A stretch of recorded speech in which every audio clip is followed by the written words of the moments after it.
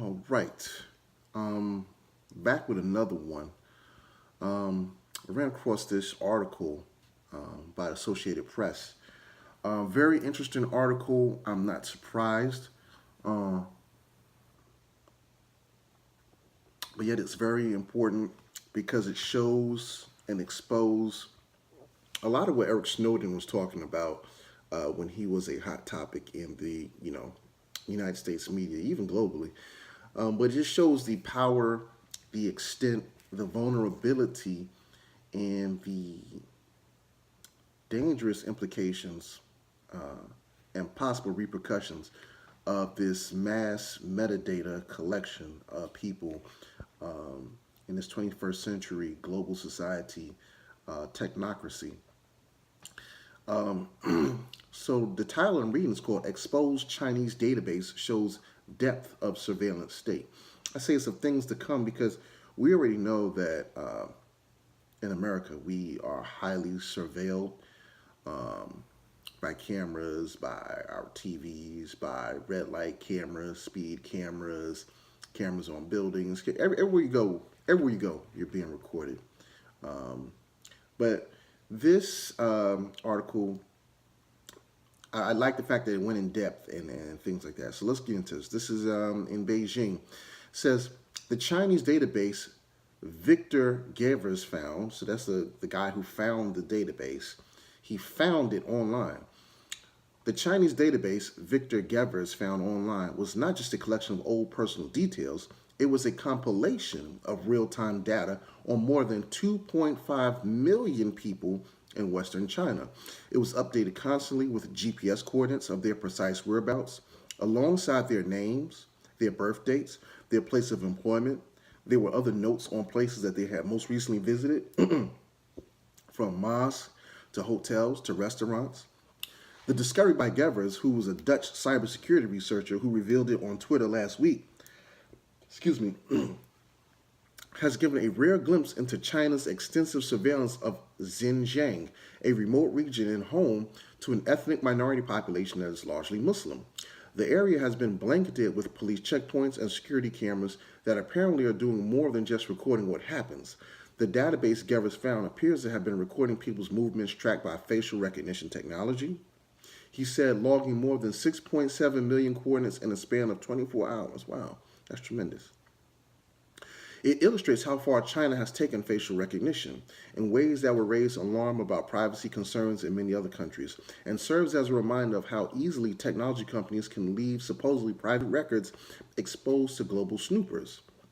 Gevers found that SenseNets, which is a Chinese facial recognition company, had left the database unprotected for months, exposing people's addresses, their government ID numbers, and more.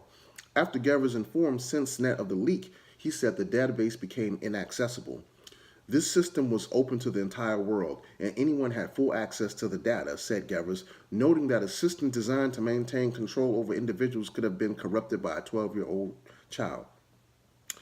He said it included the coordinates of places where the individuals had recently spotted by trackers likely to be surveillance cameras.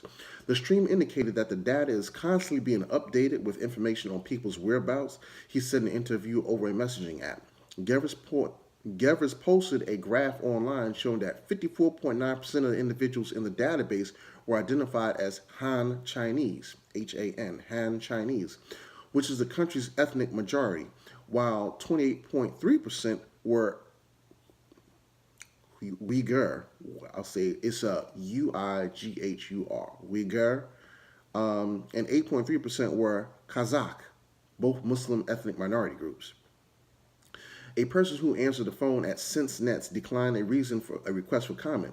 The Xinjiang regional government did not respond to fax questions. Xinjiang, which borders Central Asia and China's far west, has been subject to severe security measures in recent years as part of what the government says has been a successful program to quash extremist and separatist movements.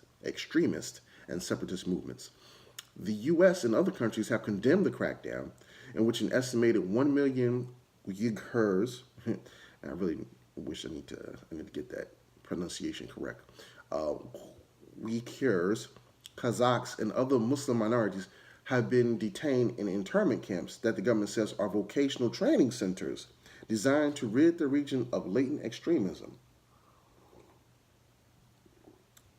Gulzia, an ethnic Kazakh woman who did not want her last name used out of fear of retribution and retaliation, said that cameras were being installed everywhere, even in cemeteries, in late 2017.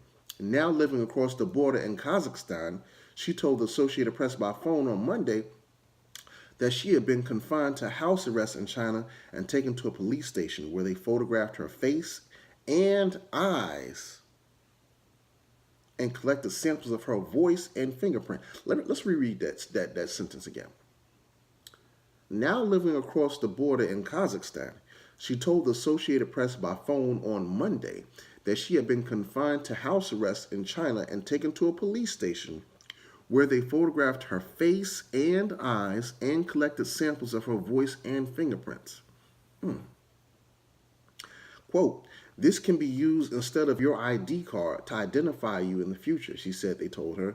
"Even if you get into an accident abroad, we'll recognize you." Now, then, since we already talking about all that, and then you collate that with DNA collection. Ooh. The security clampdown is far heavier in Xinjiang than in most parts of China, though outside analysts and human rights activists have expressed concern that Xinjiang may be a testing ground for techniques that may be creeping into other parts of the country. Joseph Attic, a pioneer in facial recognition technology, said that facial recognition products can use algorithms to recognize and track people in a crowd, but that privacy regulations in Europe, for example, make it much harder to launch a wide-scale application such as that of SenseNet. The technology around the world is becoming uniform, and it's just the political climate that is different and leads to different applications, he said. That's key. That's key right there. Listen to what he said. The technology around the world is becoming uniform, and it is just the political climate that is different and leads to different applications.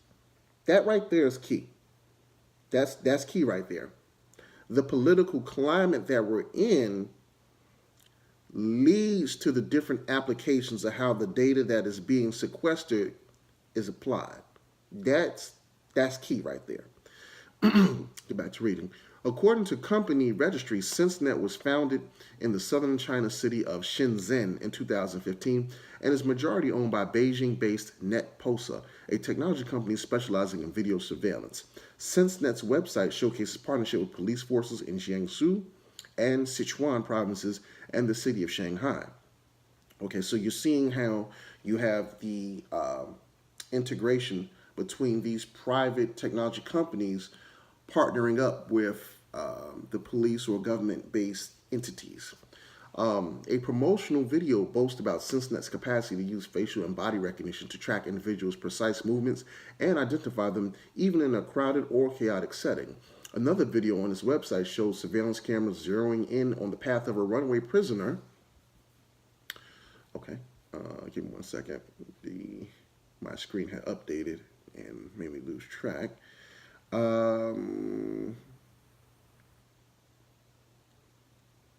Here we go.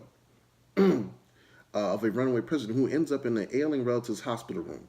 NetPost's website says it has offices in Boston and Santa Clara, California. Now, this is interesting. Let's say that again. NetPost's website.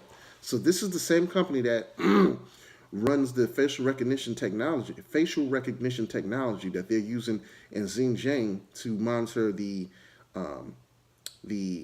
Uyghur and the Kazakh people, but they have offices here in Boston and Santa Clara. The website of NetPosa's U.S. subsidiary touts its products' use in urban anti-terrorism. In recent years, NetPosa has been buying stakes in American surveillance startups such as Nightscope, a security robot maker. In 2017, NetPosa tried to buy out the now bankrupt California surveillance camera maker Arcont, but later backed out, court records show. In 2010, U.S. chip maker Intel announced a strategic partnership with NetPosa, and an Intel subsidiary bought a stake in the company, but NetPosa said in 2015 that Intel had notified the Chinese company of its intent to divest, its intent, not that they would or did, its intent to divest its 4.4% stake by 2016. Gevers said his discovery of the database presented an ethical dilemma. He is the co-founder of GDI Foundation, a Netherlands-based nonprofit that finds and informs entities of online security issues. He has become well known in recent years for helping to uncover similarly exposed information on a database built with the open source MongoDB database program and left unsecured by their administrators. GDI generally reports such discoveries to the entity that holds the information. Part of its mission is to remain neutral and not engage in political controversies. Hours after he revealed his findings on Twitter, Gevers said he learned that the system might be used to surveil Xinjiang's Muslim minority groups. He said that made him, quote, very angry. Quote, I could have destroyed that database with one command, he said. Quote, but I choose not to play judge and executioner because it's not my place to do so.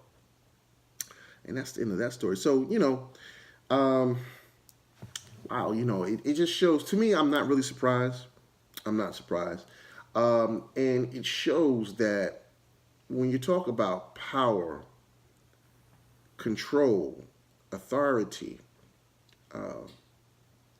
it knows no real boundaries. There's no geographical limitations. It shows the mind of man through all races, ethnicities, religion, and of sort, that, no matter where you are in the globe, when you have power, what they say, absolute power corrupts absolutely, and people see what it can be leveraged with and integrated with, man usually sides on, I want the power. And so whether we're talking about the NSA, or we're talking about over in China, or we're talking about in Russia, the power of ubiquity, meaning you can be everywhere. And no, it's the God complex. When they say God is omniscient, omnipotent, and omnipresent. Omniscient meaning all-knowing.